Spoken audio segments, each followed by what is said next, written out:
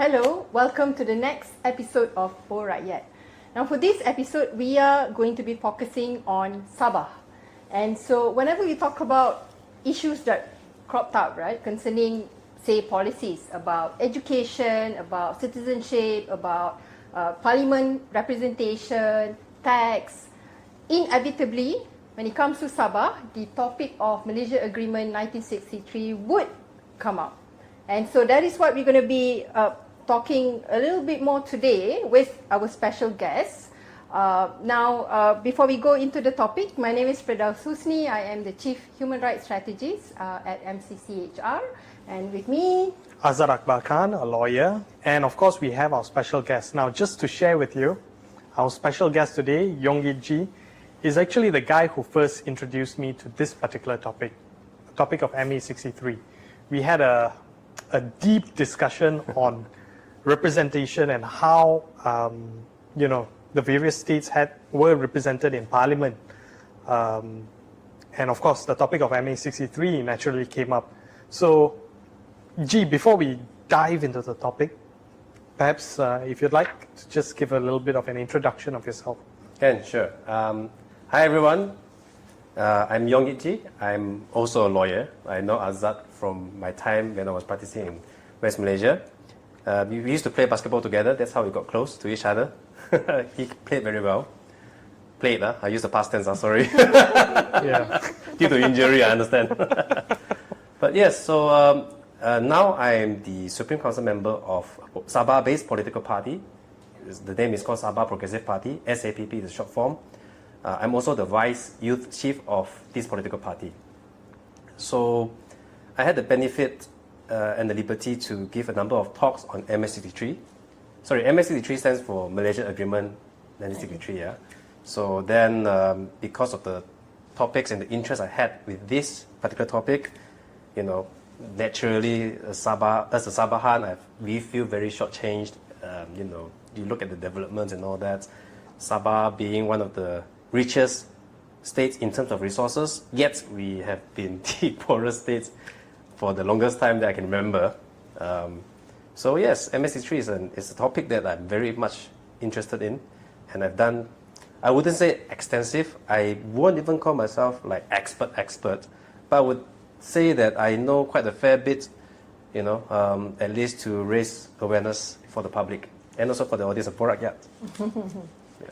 All right, so G, perhaps, I know you mentioned that Malaysia Agreement MA63 is Malaysia Agreement 1963, but perhaps if you could just share a little bit about the background about what MA63 is all about.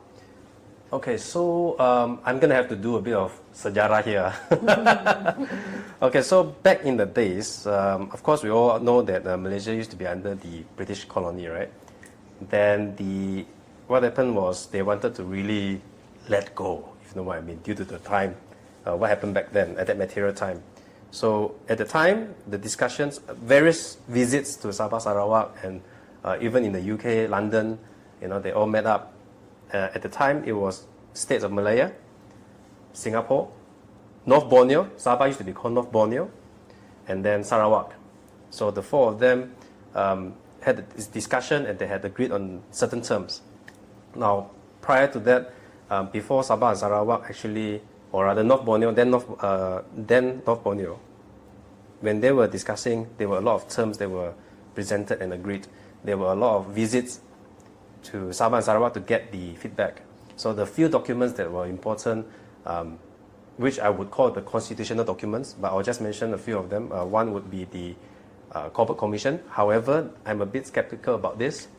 Corporate Commission, for the audience benefit of the doubt, or rather for the benefit, not benefit of the doubt, Corporate Commission claims that 1/3 of the population agrees and in favor of forming Malaysia from Sabah and Sarawak. 1/3 claims that they are not in favor, and 1/3 claims that they are in favor but with conditions attached. However, this seems to be, there's quite a few scholars and even activists are currently having some... Questioning it, you mean? Yes, correct, questioning it. So the next important constitutional document would be the IGC report, Intergovernmental Committee report. And that would spell out a lot of the terms that has been agreed. Intergovernmental means G to G, government to government, between the four plus the British government. Okay.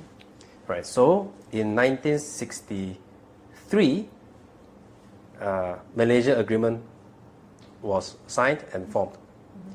Now a lot of course, even when we were young, when we were studying sejarah book, right? We always say, oh, National Day, 31 hari bulan August 1957. But how is it a national day when it has not even been formed? Malaysia has not even been formed. It was what I would call the Malaya Day at most. Personally, I would call it, this is a Malaya Independence Day. You know the Tunku Abdul Rahman video, Merdeka, Merdeka, all that. That is only for Malaya. It's not for Malaysia. Malaysia never has an Independence Day. 1957, Malaysia was not even formed. Sabah and Sarawak was still under British. How can Malaysia be formed then? Only in 1963, 31st of August, Sabah got self-governance status. I won't call it independence, self-governance. Self-governance. Then Sarawak is on the 22nd of July. All right, 1963. Then on the 31st of August 1963, 16th of September 1963, that's when Malaysia was formed, together with Singapore. Now, of course, Singapore succeeded in 1965, if I'm not mistaken, 16th of August. Yeah. Now we're back to 3. Back to 3. But Malaysia Agreement is the very basis of why Malaysia was formed in the first place.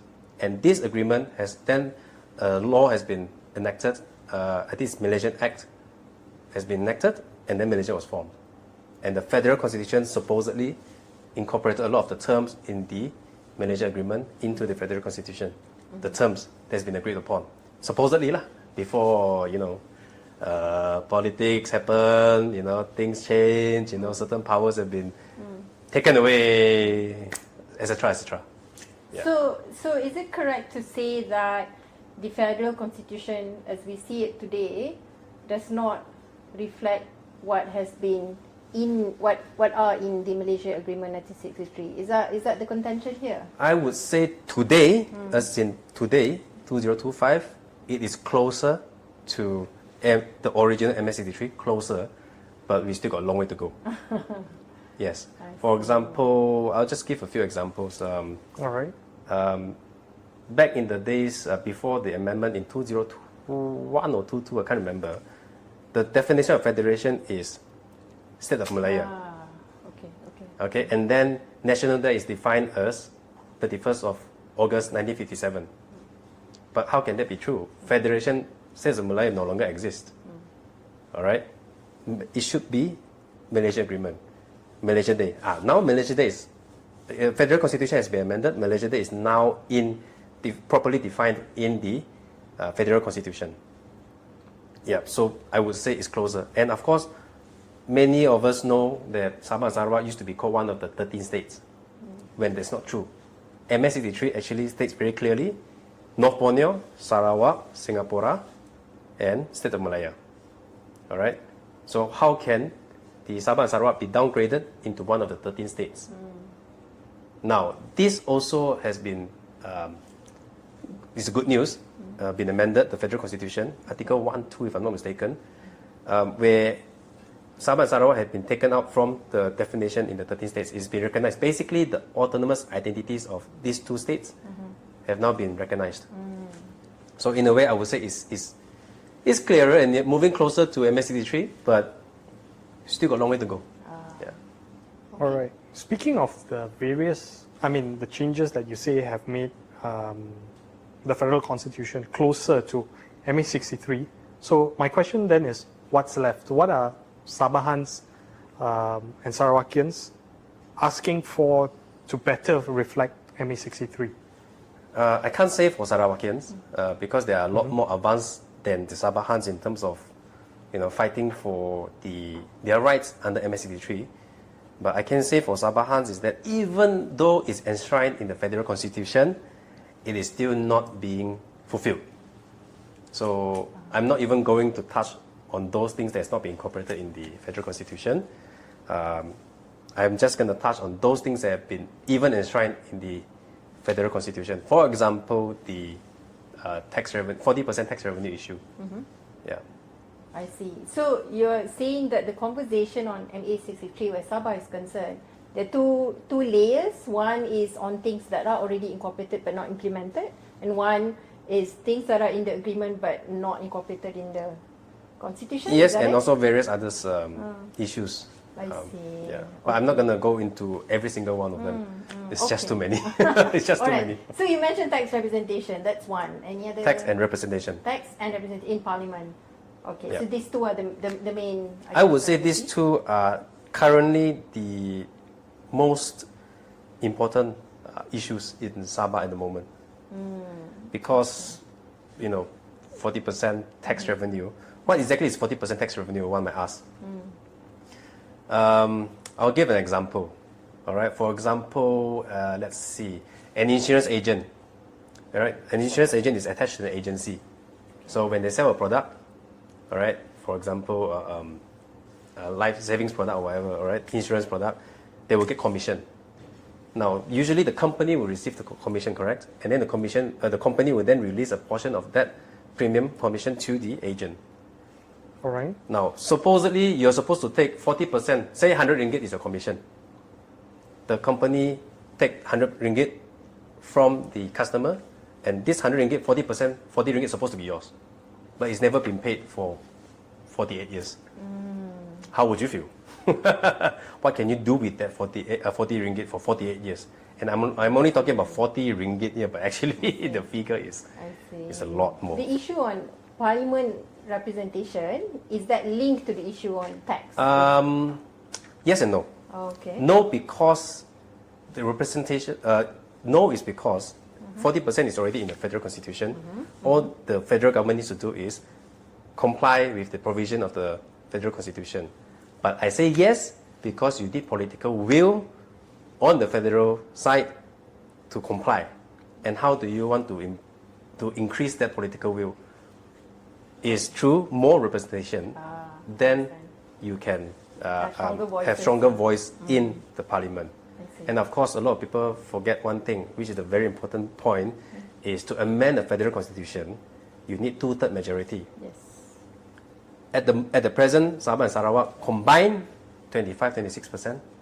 So that's if the state, the Malaya Peninsula, all the MPs are united.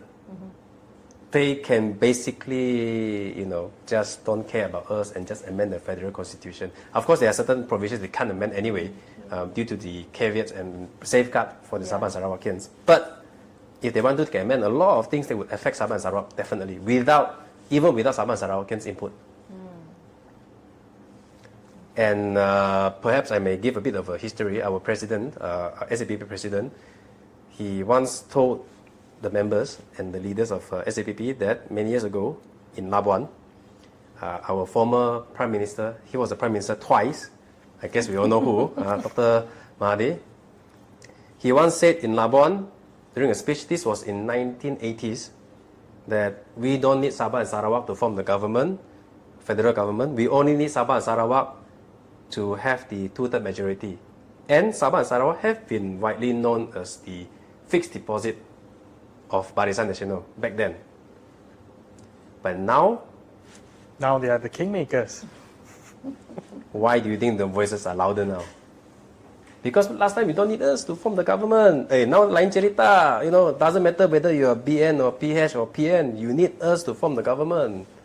And because you need us to form the government, then only our voice will be heard. If they don't need us to form the government, they don't care about us. All right. Now, coming back to the topic of tax, you say that Sabah is entitled to, there has been a period of time that Sabah has not received the tax that they were supposed to get. So just to help us understand here, is Sabah asking for back pay, or is it just for moving forward position? I would say both. Right. Okay, so a bit of perhaps I give a bit of a story, or not a story. Actually, it's what actually happened. So for 48 years, it's not been paid. Why I say 48 years? Because in 2021, the federal government paid a bit of money to, I say a bit, it's a big sum, but I say a bit. Why? But it paid in 2021. So 2021 to 2026 has been paid, but that figure is way lower than what we expected. For example, our Prime Minister said for the year 2023, was it 2024? Sorry, the revenue, tax revenue received derived from Sabah is 10.4 billion. So what does it mean? It means that our tax, 40% would be, of that 10.8 billion, would be 4.08 billion, if my math is correct. But the money that was given to us was 600 million. Yes, originally it was 300 million. Subsequently, they added another 300 million. But 600 million compared to 4.08 billion, you minus that, we are still short change of at least 6 billion. How? And then there's also certain arguments. Sorry, I'm going to be a bit long-winded here a bit. Sorry, but I have to explain a bit. So what happened is, this issue has been ongoing for, or rather been raised many times by the politicians. But subsequently, there are two groups of people who filed court action against the federal government. One is the Sabah PH YBs, all right? 7 of them. They filed a judicial review action against the federal government, all right? In the same year, actually, Sabah Law Society, they also filed. Sabah Law Society is basically the organization that governs all the practicing lawyers in Sabah. So they're the Bar Council of Sabah. Correct. But Bar Council is for Peninsula. Correct. AAS is for Sarawak, and then SLS is for Sabah. So Sabah Law Society filed a court action, judicial review against the federal government. Now, I've issued a few statements about this. SLS filed an action. You know, judicial review, I understand that the borak has a episode on judicial review. So you understand that. One. Correct. So you have to first file a leave application to commence the judicial review. Yeah. So in this leave application, wow, huge, contest by the federal government side. State government actually joined in as co-respondent, but essentially they supported it. They are still supporting the judicial review. However, they contested it, they lost in High Court. Then they appealed to Court of Appeal.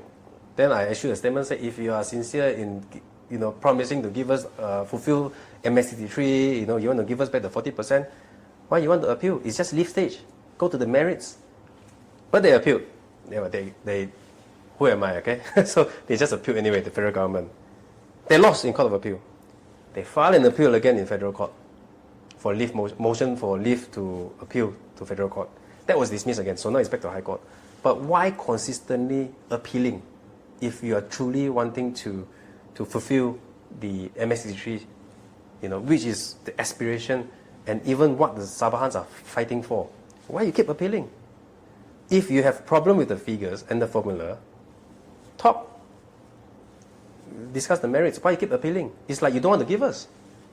If you can recall, maybe from the court papers, what is the position of the government in federal government? Appealing? Yes. They are using a lot of the technical points, which I don't want to go into details. Okay. But it's very technical. But like I said, they're using technical point. I see. They're using technical to point. essentially invalidate the demand. Yes. Is that? I see. Okay. In a broader terms, yes. So currently, where is this case at? Now it's High Court. High Court. It's back to High Court because the leave has been granted. All right. So now on the merits then. Now it's on the merits. I see. Okay. Yeah, sorry. But before that, just to have a closure on I said there were two groups of people who actually filed the action, right?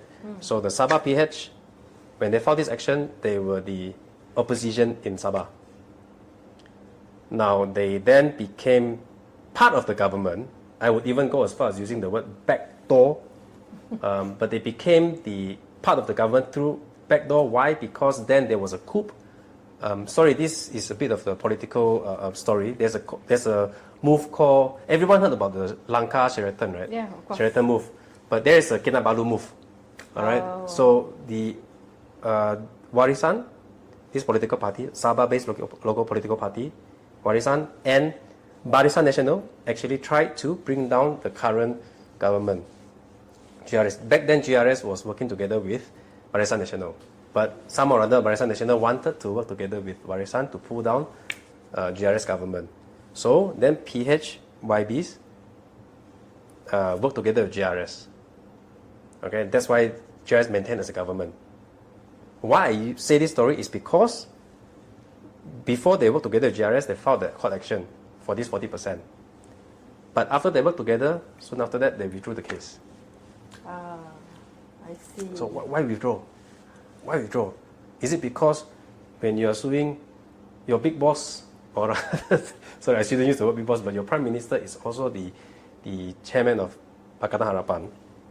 It was the chairman or president, but basically the number one guy in Pakatan Harapan. Then on the other hand, you're suing your own people. So is that because why you're doing it, or is it because they actually try to explain that they are negotiating? But we all know, we are lawyers, we all know if you want to force them to really push them and pressure them to negotiate with you, you need something to push them. If not, they're just delaying. Yeah. It's just delaying tactic, if you ask me. And we see no progress from there. Progress, I see. Well, okay, thank you for the Yeah, backstory. sorry, it's a bit long story, but No worries to, also understand. I think it's clear from that explanation that you shared that it's more than letter of the agreement. It's also the backstory of what's going on. And because I'm pretty sure those there are people who have been seeing MA63 but have no idea why it crops up again and again, and why it's always in the politicians, among the politicians. Why are they keep talking about it? Yeah. And so if they don't understand this, then they wouldn't know the context. Perhaps it's easier to say this. The reason why it keeps cropping up is because a lot of the wrongs have been done. A lot of the rights have not been fulfilled. Therefore, now the politicians, at least those who are truly wanting to fight for the rights under MA63, they are trying to right the wrong. Okay. They are trying to rectify the mistakes Yeah. that have been done over the years. Yeah. Yeah, that's why it keeps popping up. I see. When we talk about rights, one other issue that would also be talked about and be juxtaposed against the MA63 is the religious freedom, where Sabah is concerned. Do you want to share a bit more about that? Well, actually, freedom of religion in Sabah, for us, it's never been too much of an issue. Of course, there's a lot of issue about the apostasy, wanting to convert out of Islam, and all that. Those are also issues. I'm not saying there's none. There is, but comparatively speaking, compared to the West Malaysia counterparts, our brothers from West Malaysia, we are more in a much more better place. Because I myself, for example, I'm a Buddhist. My father is a Buddhist. I have an uncle who's a pastor. All right, I have an uncle who's an ustaz. All Yongs. So, and this is from a Chinese. Yeah. There's also a lot of natives, a lot of friends where they are native Christian married to a Chinese Muslim. And then they also have relatives who are Christian. They also have relatives who are Buddhism. You even have natives who practice Buddhism in Sabah. It's very common. And this is only the main religion. What about the native gods? So it is very different. And I tell you, the moment I go into the issue about the marriage, that's also another Pandora box. Of course, there's issue about, for example, say you're a Muslim, I'm a non-Muslim, okay, we want to get married. Oh, by the way, assuming I'm a girl, yeah? I'm not saying assuming I'm a girl, right? And we are a couple, we want to get married. You're Muslim, I'm not Muslim. Of course, there's also an issue whereby I'm native and you're native. We go and get register our marriage in JPN. There's also an issue where the officer say, oh, tidak boleh, you are Muslim, you're not Muslim, you cannot register. But, of course, this is where I want to say, if you are native, I'm native, we can actually get married in native court in Sabah. Native under the definition of Sabah law, yeah? So if we can get registered in the native court, JPN by right have no right to refuse to register our marriage, just because one of us is not Muslim. Why? Because we are married under in the native court, under the native law. My faith is not my blood. My blood is not my faith. We are blood by natives. I'm not a native, by the way, I'm a Chinese. But I'm saying, if I'm a native, that's what's going to happen. So if JPN stops you from doing it, you can sue them. Why? Because they are supposed to be an administrative body. They have no right to determine what faith you profess. So that's one of the examples. So you can challenge the law. And in Sabah, generally speaking, there are some officers like that, but we are still a bit on the brighter side compared to West Malaysia. Is religion a point of contention when it comes to MA63, or that's not much of an issue? Not that prominent, I would say, in Sabah, because it's just the way of life in Sabah. We are just very chill like that. Chile je, you know. What's the problem? You drink lah. I don't drink lah. What's the problem? You mau makan pork, you eat lah. You know, I don't want to eat. It's okay. All right. Yeah. So let's come back to perhaps the most interesting topic when it comes to MA63. Well, at least in my view, representation. All right. Now, I think there have been discussions amongst the various political parties, various organizations in Sabah as well. They talk about representation in Parliament, and of course how MA63, how their representation as envisioned in MA63 is not currently reflected in the seats we have in Parliament. So maybe, G, if you don't mind me calling you that. Sure. Yeah. So G, perhaps could you share a little bit of background on this particular issue? Yeah, so lucky for you, I brought this book with me. You can download online, MA63. So Section 9 of MA63 actually provides the number of seats. Back then it was when Malaysia was formed. So I'm not going to read out verbatim, but basically back in the days, MA63 actually says 104 Member of Parliament from the state of Malaya, 60 members from Sabah, 24 from Sarawak, 15 from Singapore. Section 9. All right. If you calculate this percentage-wise, Sabah, Sarawak, and Singapore all up add together would be 34% plus. And states of Malaya would have 65%, 65.41% if I'm not mistaken. So why this has become an issue? Because like I said, Singapore succeeded from Malaysia when? 1965, correct? But the 15th Member of Parliament seats from Singapore is not gone to Sabah Sarawak, but it's gone to West Malaysia. So what does it mean? It means that there will be more percentage in for the Malaya, states of Malaya. Sabah Sarawak maintain 1624, or rather the percentage is maintained. So then clearly we will be less than 1/3. It's just like in company Sendirian Berhad. Originally the shareholders you are 65%, all right, the rest of us is 35%. Or one of the shareholders say he wants to give up. There's supposed to be an agreement saying that if you give up, we have the first option to purchase your shares. Tetapi bila you give up, tiba-tiba masuk you punya share pula. You beli them your shares. Was it because there is no agreement governing what's going to happen if one person were to leave? You see, that's the thing. Here says very clear that this is the number of seats allocated. And this is, when it was formed, I have not the liberty to look at the Hansard and all that on this particular issue when it was absorbed into West Malaysia. But I would say this is one of the major wrongs that need to be rectified now, need to be right now. Okay, but a counterpoint to the view that this particular, or rather the seats that were held by Singapore should be absorbed by Sabah and Sarawak, I suppose the counterpoint would be that if the 15 seats are lost and vacated, and so long as you keep to the existing portion without considering the Singapore seats, right, wouldn't that essentially be what happened? Wouldn't that be a fair model? I would politely disagree. Okay, because, yes, MA63 only states the number of seats, but what is the intention of the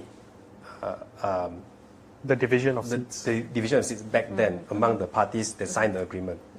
All right, they need to safeguard a lot of the interests. Yeah. Us, what we all know in the MA63 and even some of them in the Federal Constitution. Maybe I give an example first before I go into answer your question. Is a lot of the West Malaysians, even now, when you guys travel to Sabah and Sarawak, you will have 90 days permit. Yeah. A lot of people say, hey, kami satu Malaysia ma, we all Malaysia, why should we, having this permit? Oh, it's like I'm in a different country. Yes and no, because yes, in fact, you are in a different country because Sabah, then North Borneo, Sarawak, and West State of Malaya, we are essentially three different entities. Because of the historical development and how Malaysia was formed in the first place, that's how it is. It's just like in the UK, Wales, and Scotland, and the United Kingdom, basically. Yep. Right? And the British. It's very different, just like us. It's like that. So there's really no point in querying it because that's how it is.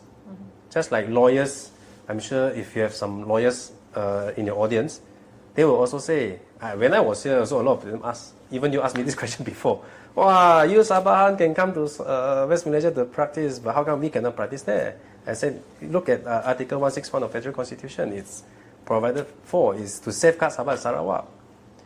That's how it is. It's different entity. That's why we have three different jurisdictions. High Court of Malaya, High Court of Sabah and Sarawak. All right, and that's why you have three different lawyer associations governing the lawyers practicing in each of these entity. Now back to your question. It would not be a fair model because the moment you do that, the Malaya would have 72%, more than 65%. And the moment you do that, the Malaya would have two-thirds majority.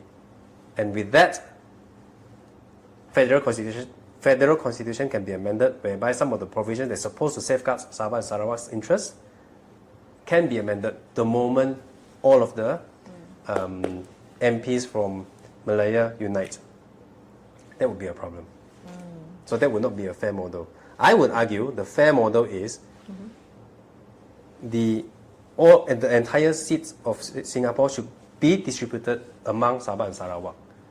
Then only you can maintain the power, the balance, as originally intended by our forefathers when they signed this MA63.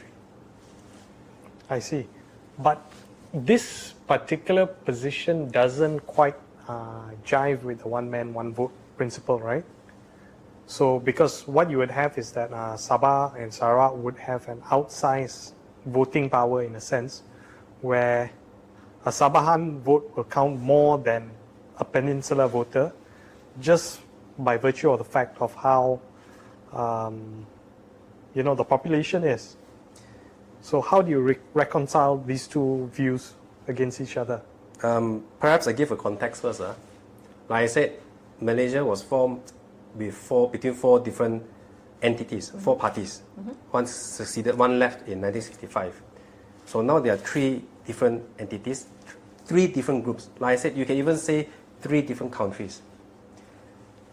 Of course, the population increased in West Malaysia because it's a lot more developed. To survive, a lot of the, even my friends, even I myself, I used to practice in KL. Why? More opportunities here. The GDP is better here. GDP is a gross domestic product. Basically, the economy is better here. But forget about all that. Why? Because Sabah, Sarawak, and Malaya, three different groupings. You should not look at population as Malaysia as a whole. You should look at population on each entity. Sabah is this population. This is the number of seats you're supposed to get. Sarawak is this population. Doesn't matter. This is the seats you're supposed to get. And Malaya, your seats should be like that. Why? Because this is the percentage. We are three different groups, or rather groupings, I would say. It's just three different groups become one partnership.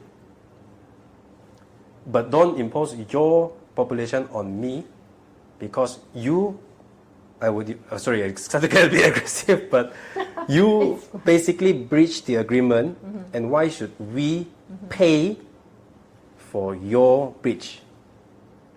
Because if this is, of course, speculative, but if maybe if the entire terms of the MA63 has been fulfilled, maybe Sabah and Sarawak can be very well off, and maybe we have a lot more population.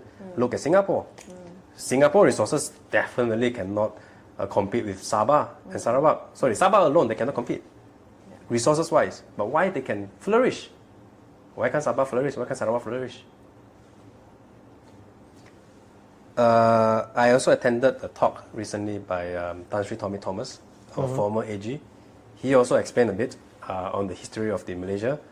But what I like, he said about is this. Malaysia has always been centralization towards the HQ, which is the Putrajaya, the federal government side. Now it's decentralizing a bit by bit. The shifting of powers. The power was centralized in the HQ. Now it's being divulged into, it's being dispersed into Sabah and Sarawak. Even other states in Peninsula, but I don't want to go into the details of that. But even in, perhaps I can say a few, like Johor, for example. Yeah, so, but this is the trend. So back to the population one man, one vote policy, you simply cannot apply that across the board. You just need to put in 3 different groupings. Then only it would be fair. I would say even, I would say it's a fair proposition. If you separate into 3 and 65% is Malaya. The rest, Sabah, Sarawak. We just distribute among ourselves according to the proportion. Whether or not it can be done before the next GE, I'm not sure. But our Member of Parliament from Sarawak, Fadila, he said that it's probably not possible to implement it before the GE 16. 16, right? Yeah. Sorry, I just want to be sure. So, I think if we were to talk about federalism in Malaysia, that's like a whole episode on its own, isn't it? Because the whole, and I think you're right, when we talk about federalism, the ongoing conversation now is the trend to move to decentralizing powers from not just concentrated in Putrajaya, the federal government. And it's a unique conversation when it comes to Malaysia because of MA63, exactly because of MA63. And so when we talk about representation in Parliament, that is one. And of course, it also goes back to autonomy that was promised to Sabah, to Sarawak, when they agree to then together form Malaysia. So when we talk about autonomy, other than we've talked about representation, we talk about taxation, what are the issues out there when we talk about autonomy? Maybe I just say the struggles that, some of the struggles that SAPP are fighting for. Okay. All right, these 2 are the main ones. Of course, we are also fighting for Borneanization. It is actually part of the MA63. Means what? Means in the civil service, mostly should be from Sabahans. Okay. I mean, I'm sure we have a lot of friends who are in civil service where they were sent to Sabah, they were sent to Sarawak, especially Sabah also. Teachers from West Malaysia, judges from West Malaysia. Yeah. But then you are depriving the Sabahans from working in their own place. I understand that you need to transfer for various factors, right? But when the majority of the civil service is not from Sabah, when they do their work, are they putting Sabahans or Sabah rights in their interest in their mind or not? Is that the priority or not? It's a bit hard for you to fight for other people's place, isn't it? I would argue. Yeah. Borneanization is one. The next one, I would argue Sabah IC. Why I say Sabah IC? Yes. A lot of people, perhaps the viewers don't know, is if you're a Sabahan, the middle number in the IC would be 12 or 49. Ah. All right? Okay. But that alone does not mean you are Sabahan. That just means that's a place of birth. Like 30 di Sarawak. On the bottom right of your IC, when they have an H, that means, if you have an H, that means you are Sabahan. Okay. But who has the right to give you that status H? It's supposed to be the Sabah state government. The problem is, we also had Project IC. You remember the card game that we played last time, Politico? You know, there's a card that says Project IC. There's actually a set here. We can play that after this. Yeah, maybe you can show the viewer later, edit it and show it. Project IC. It means they give IC to people who are not supposed to be Yeah. Sabahans. Yeah. A couple of years ago, there was a whole RCI on the Project IC. Correct. I recall. That's the report I was talking about, ICI report. And what happened today to that report? Do we know? Is there a follow-up? No follow-up, but there were concrete and solid evidence. Testimonies from those people who actually say they actually entered Sabah illegally. And were then given IC. They have ICs. They have ICs. I see. Our president was interviewed also in the RCI report. I would have brought the book, but it's too heavy for me to bring. I have the book. I have the RCI report. It's very thick. So we've covered a number of issues, a lot of issues actually. We've talked about taxation, we've talked about representation, we've even talked about the Project IC scandal. Religion. Religion as well, yes. And I think there's a whole lot more issues we could talk about. But I'd say, when we talk about MA63, these are just some sample of an ongoing conversations that Sabahans have been fighting for. Now, especially to our listeners out there who are probably hearing MA63 for the first time or have always seen or hear the conversation but have no idea what it's about, or rather, why should I know about MA63? I'm a Sabahan, but I'm okay. I'm living my life fine. And to what you just shared earlier, that's not the case. That Sabahan should care about MA63. So, what's your message to them? Okay, my message would be, in fact, my message is not just to Sabahan, it's to all Malaysians. Doesn't matter whether you are Sabahans, you are Sarawakians, or you are even from the Malaya, right? Every one of us should know, at the very least, what is MA63, because that is the true history of Malaysia. That is what it means being a true Malaysian. Respect MA63, Malaysia Agreement 1963, because that is actually what transpired, and that's what made you and me and the two of us here Malaysians. Why? Because Sabahans alone, we will try to overcome all these fragmented political parties or different divisions. We try to unite on our part. Sarawakians are very united. But we also need our fellow brothers and sisters in West Malaysia to fight for us. All right? Fight for true Malaysia. Because the Malaysia that you're seeing right now, it is not, I would say, the Malaysia that was envisioned, I believe, by our forefathers. Fight together. I believe you and I and all of us, especially the youth, all of us are the future and the pillars of Malaysia. We should fight together. 加油. Thank you. All right, so if you've liked this session, please like, follow, and subscribe, and join us on our next episode.